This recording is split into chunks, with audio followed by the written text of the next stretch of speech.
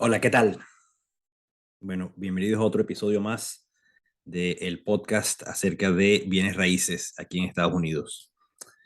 Hoy les quería hablar de los 10 factores que influencian, o que influyen, mejor dicho, que influyen y que afectan las ganancias en las propiedades de bienes raíces. No es que sean 10 factores nada más, pero son de los más importantes que tienen que considerar a la hora de evaluar una propiedad. Entonces, les digo, antes de invertir en una propiedad, deberían estar por lo menos conscientes de todas estas cosas que les voy a decir. También les digo de antemano que una de las cosas más importantes que existen en bienes raíces, seguramente ya lo han escuchado, es la ubicación de la propiedad.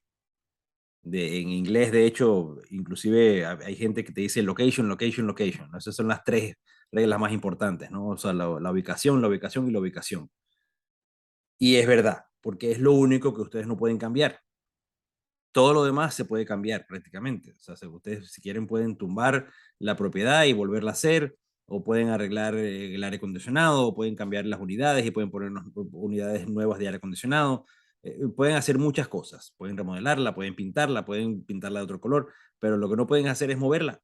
Entonces, donde está, ahí se quedó. Entonces, les digo eso de antemano, que es una de las cosas más importantes, si no la más importante a la hora de escoger una propiedad. Ok, habiendo dicho eso, entonces empiezo. La ubicación, que definitivamente es de las cosas más importantes. ¿Qué significa eso? Bueno, hay que ver cuál es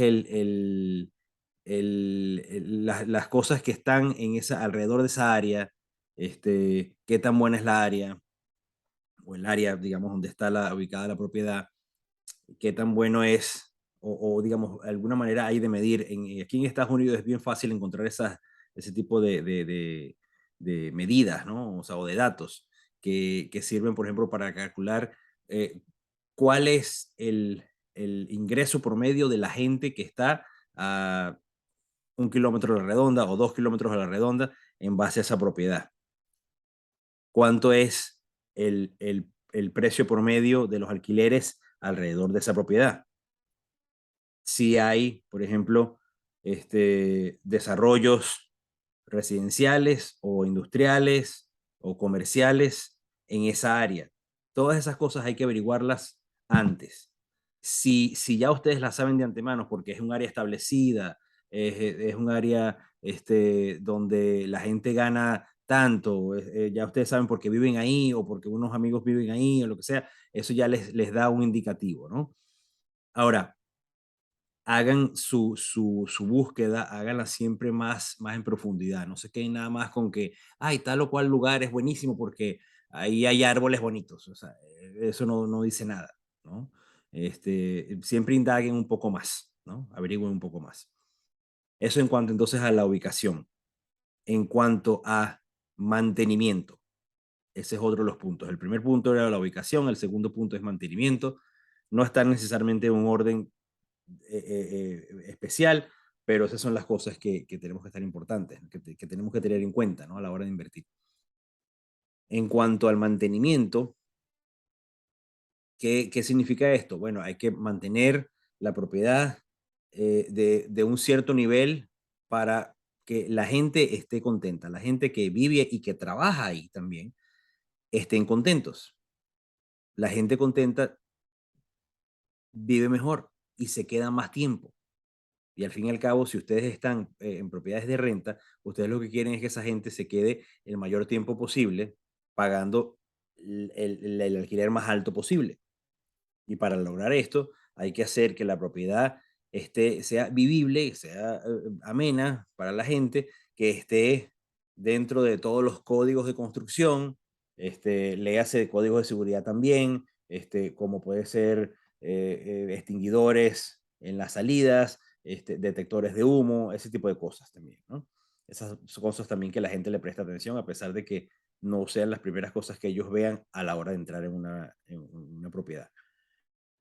¿Qué otras cosas? Hay que hacer las cosas que uno le vaya a hacer a la propiedad.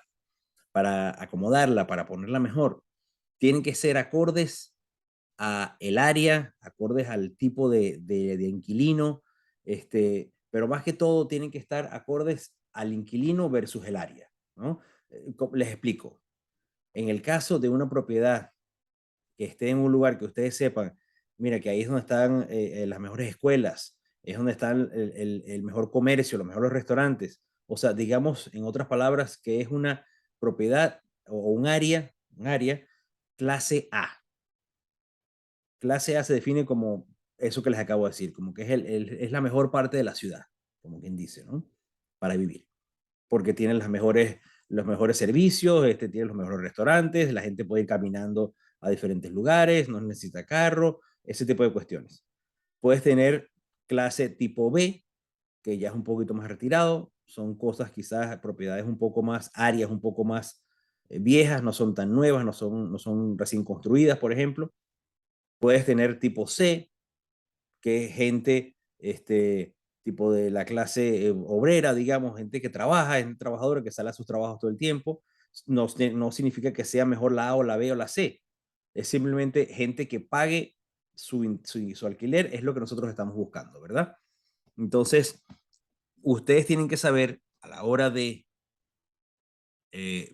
remodelar, tienen que saber que a un inquilino tipo C no les tienes que dar necesariamente las mismas cosas que a un inquilino tipo A. A un inquilino tipo C, por ejemplo, los topes de la cocina o de los baños todavía pueden ser prefabricados. Pueden ser, por ejemplo, de fórmica, o sea, de este tipo de material. Ya para un inquilino clase A, se necesita que sea, porque ellos están esperando eso por el precio que van a estar pagando, que va a ser mayor, ya se necesita que sea unos topes de superficie dura, como puede ser granito o puede ser cuarzo. Esa es la diferencia. Y esas son las cosas que ustedes tienen que estar pendientes a la hora de hacer el mantenimiento. En realidad es remodelaciones pequeñas. Eso es lo que eso significa, ¿no? A niveles generales, ¿no? Por supuesto, también significa mantener la propiedad limpia, hacer inspecciones regulares, mantenimiento regular como pintura, si hay alguna cosa que se vea feo, ese tipo de cosas, ¿no? Y reparaciones pequeñas. También se puede ver cuánto es el costo de hacer esto a través de un constructor, o sea, un contractor, como decimos acá. Ese tipo de personas quizás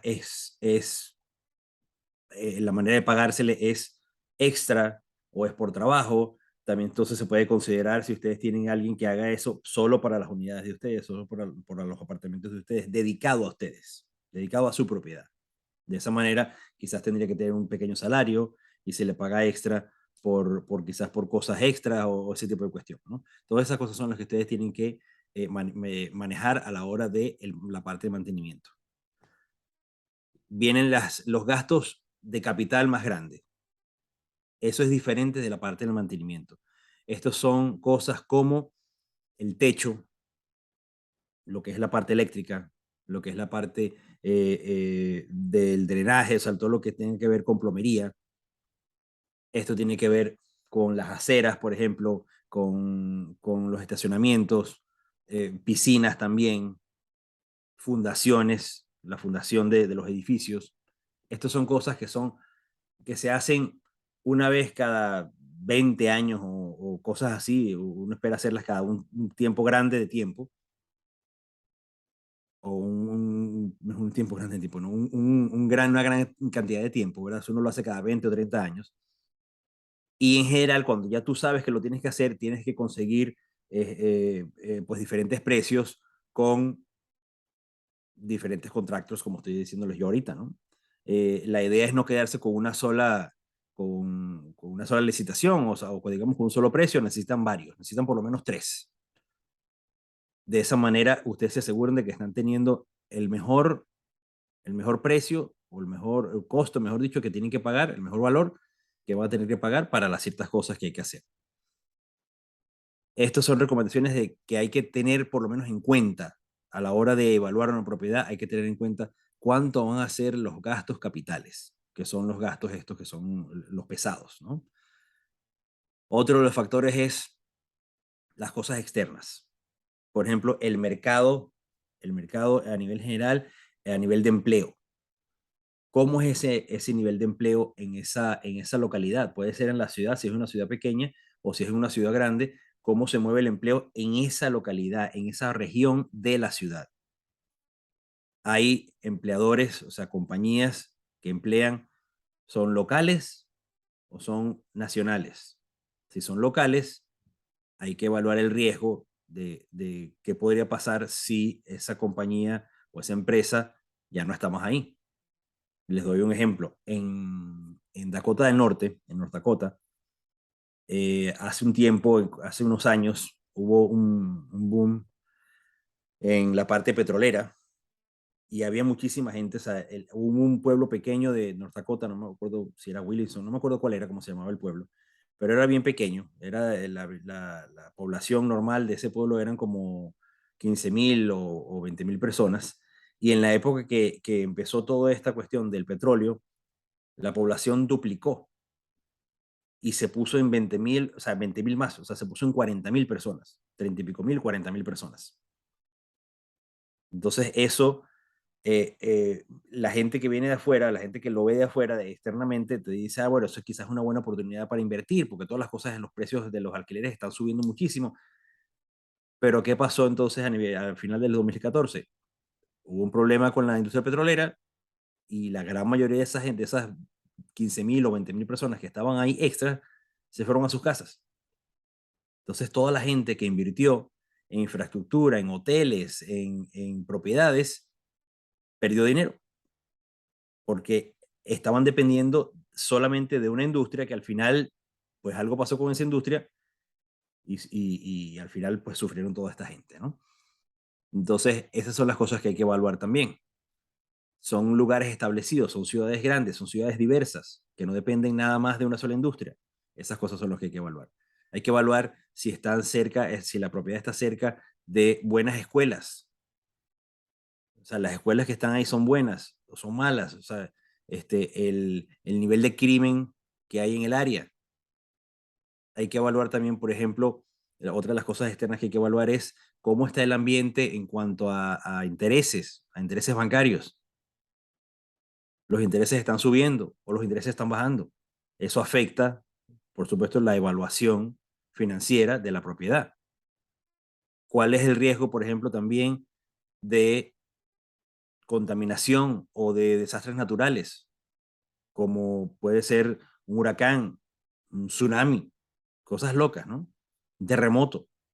Son cosas locas, pero hay que ver el riesgo, hay que saber, por lo menos medir el riesgo de esas cosas para ver si te afectan y si te podrían afectar, pues quizás tener entonces una forma de mitigar ese riesgo con pólizas de seguro que incluyan este tipo de cosas, de eventos.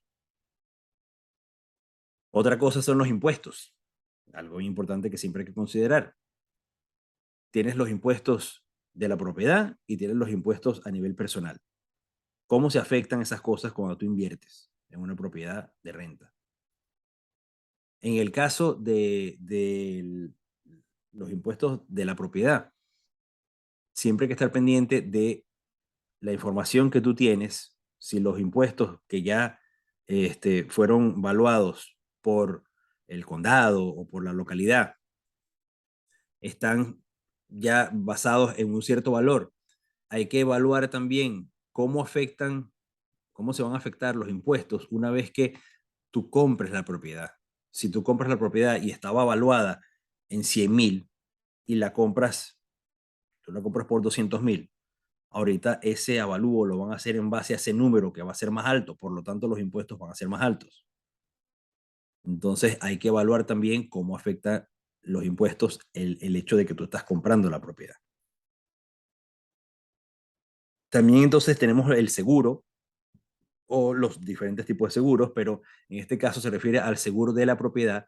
Como ya les decía, también se ven afectados si es un seguro eh, normal, cuánto sería el deducible de ese seguro, ¿verdad? Y ahí cambia la póliza, ¿no? Según las cosas que tú incluyas también. Si tú incluyes ya cosas, eventos menos, o sea, digamos, menos posibles o más raros, como inundaciones o tormentas, ese tipo de cuestiones, quizás entonces la, la parte de la, de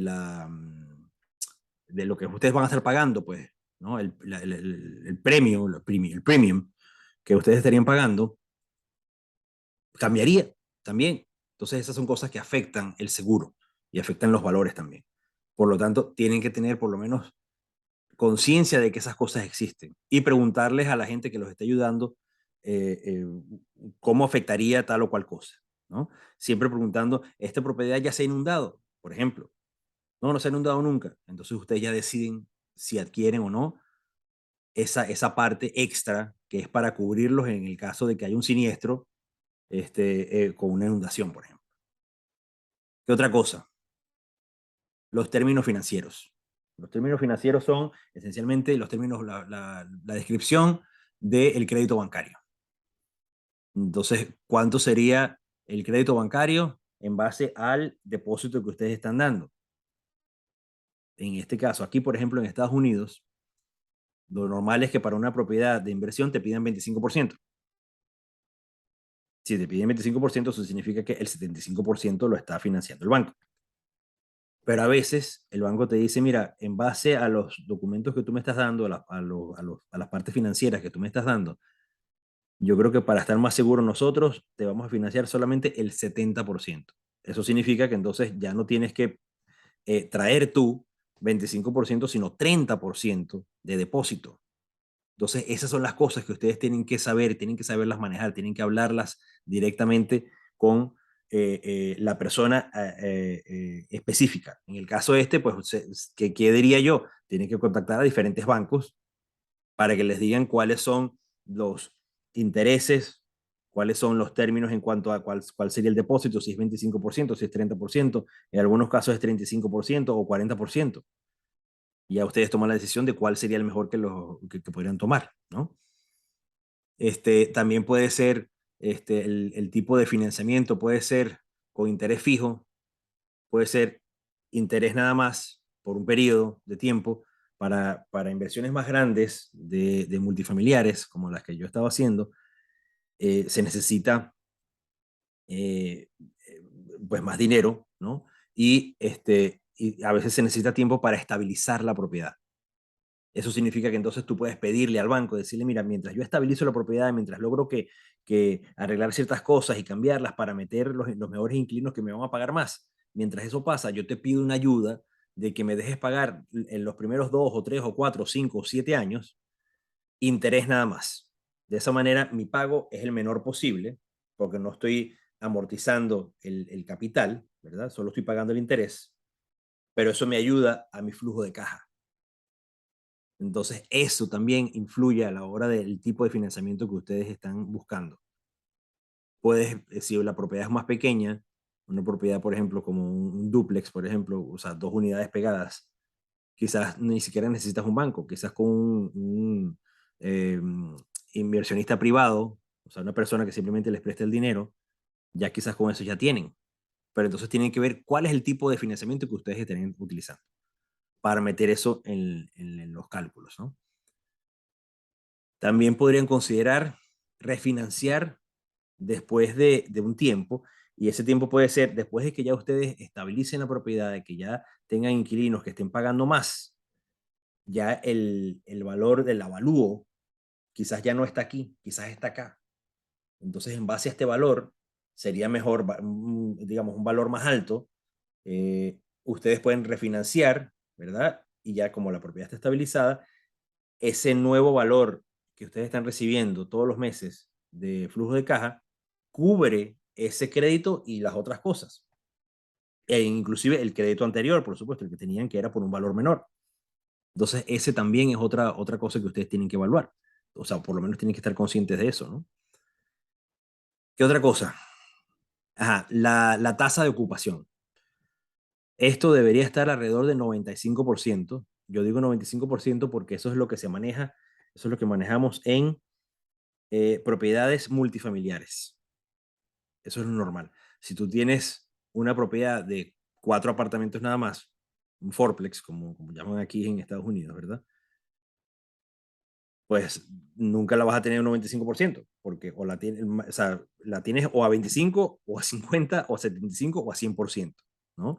Esto aplica más para las propiedades que son más grandes. Tratar de siempre estar más o menos alrededor del 95% ocupado.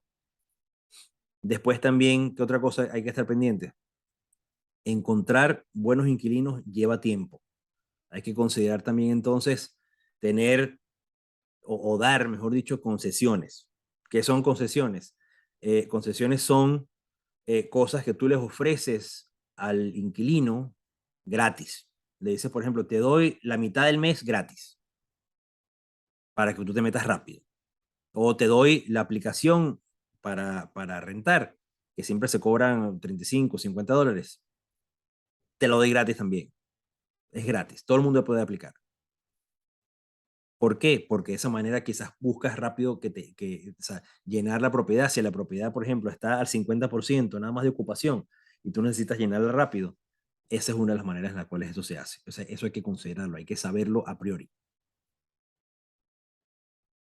Si está la propiedad vacía, simplemente no estás recolectando la renta o el alquiler de esa parte que está vacía. O sea, el 100% de las unidades vacías te pagan cero. Te pagan cero. Entonces, por eso es que hay que de verdad pensar este punto como que es algo muy importante, ¿no? ¿Qué otra cosa? La competencia.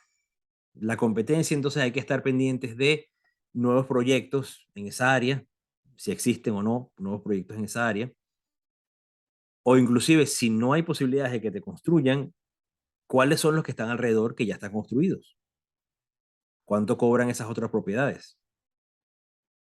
Está más o menos, tú estás más o menos competitivo. Pues claro, hay que ver si son comparables también, porque yo he visto ya, por ejemplo, propiedades que son tipo C en lugares que son tipo B más, tipo A, y nunca van a estar en el mismo renglón, en la misma área, no son competencia de una de la otra, porque son dos tipos de propiedad distintos. Si ustedes remodelan la tipo C a un nivel que llega al tipo B, ahí entonces esa otra tipo B ya es competencia de ustedes. Ahí sí. Eh, Hay que ver entonces también, con eso mismo que les estaba diciendo, si la tasa de ocupación, o sea, mejor dicho, la tasa de ocupación se ve afectado por otras propiedades que haya en esa área que estén quizás eh, eh, cobrando menos que ustedes. O ustedes pueden hacerlo al revés. Ustedes pueden, quizás, si ustedes saben que la propiedad que está cerca de ustedes, a 2 cuadras, están cobrando $1,000 por una propiedad, unas unidades, pues unos apartamentos muy parecidos a los de ustedes, quizás ustedes pueden cobrar 950. Y de esa manera ustedes siempre van a estar más competitivos que la competencia. Son cosas que simplemente ustedes tienen que estar pendientes a la hora de evaluar la propiedad. Y por último, les digo, entonces, el 10.º punto es las cosas inesperadas. Las cosas inesperadas, a pesar de que yo estoy diciendo que son inesperadas, hay que esperar que algo de eso va a pasar o que podría pasar. ¿Qué son esas cosas? Daños, por ejemplo, por un huracán, por una inundación. Si esas cosas pasan, ¿qué puedes hacer? Con los inquilinos que están, con los que tienen que salir, si se les inundó, ¿qué vas a hacer? Si se quemó una propiedad, por ejemplo, un apartamento, ¿qué se hace en esos casos? Son cosas inesperadas. Pueden tener también demandas de alguno de los inquilinos. Para eso también entonces tienen que por lo menos saber que eso existe para saber que tienen que tener a quién preguntarle. Ustedes no tienen que saber todo, simplemente tienen que saber a quién le tienen que preguntar. El costo de sacar gente de las unidades si no están pagando, por ejemplo, tienen que saber cuál es el costo legal de eso, o por lo menos hablar con el administrador de la propiedad para ver qué han hecho ellos en esos casos. Siempre hay alguien que no paga. La mayoría de la gente sí paga y la mayoría de la gente cumple con sus responsabilidades, pero hay gente que no. O hay gente que le puede pasar cualquier cosa, pierden el trabajo. Entonces, ustedes tienen que saber cómo manejar esas cosas, ¿no? Y bueno, esas son todas las cosas que les iba a decir. Les dije 10 cosas bien importantes. Yo espero que de verdad les haya servido o sea, todo este relato, pues, de las 10 cosas más importantes a la hora de evaluar una propiedad de renta, que les sirva para ustedes también meterse en ese mundo. Si no saben cómo meterse en ese mundo, siempre me pueden igual contactar a mí. O sea, yo siempre pongo los detalles de los contactos míos. Yo tengo un enlace, un link de Linktree, Linktree, o sea, LINK.TRE, o sea, creo que así es que es la cuestión. Pero bueno, busquen Linktree, es linktree.com, y mi número de usuario, o mi nombre de usuario es Luis Salavarría, todo así como suena, todo pegado, 24/7. Y ahí, pues, se pueden conectar conmigo y me pueden preguntar cualquier cosa, lo que sea que ustedes necesiten. De resto, bueno, los dejo hasta la próxima sería. Espero, como les digo, que de verdad que esto les haya servido de algo. Y bueno, nada, y entonces estamos en contacto. Hasta luego.